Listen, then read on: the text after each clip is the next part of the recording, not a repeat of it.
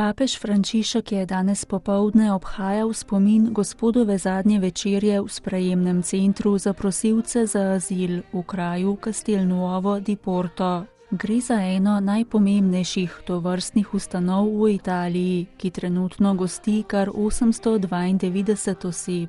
Od leta 2014 jo vodi socialna zadruga Auxilium s 114 zaposlenimi. Med obredom je sveti oče umil noge 12 osebam. Med njimi so bili 4 nigerijski katoličani, 3 koptske kristjanke iz Eritreje, 3 muslimani iz Sirije, Pakistana in Malija, Indijec hindujske vere ter italijanska katoličanka, ki je v ustanovi zaposlena. Na obhajanje spomina Gospodove zadnje večerje so se v centru danes čez dan pripravljali s povedjo. Zavetnica ustanove je sveta Jožefina Bakita. Geste povedo več kot podobe in besede, je med homilijo zatrdil papež Frančišek.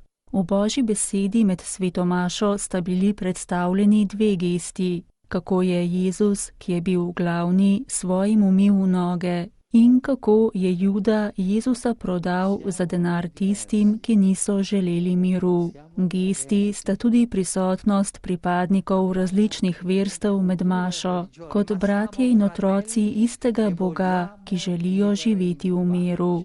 Ali pa gesta vojne in uničenja pred 3 dnevi v enem izmed evropskih mest. To so bili ljudje, ki ne želijo živeti v miru, a za to gesto so tudi drugi, izdelovalci in trgovci z orožjem, tako kot so bili za Judovo gesto tisti, ki so mu dali denar.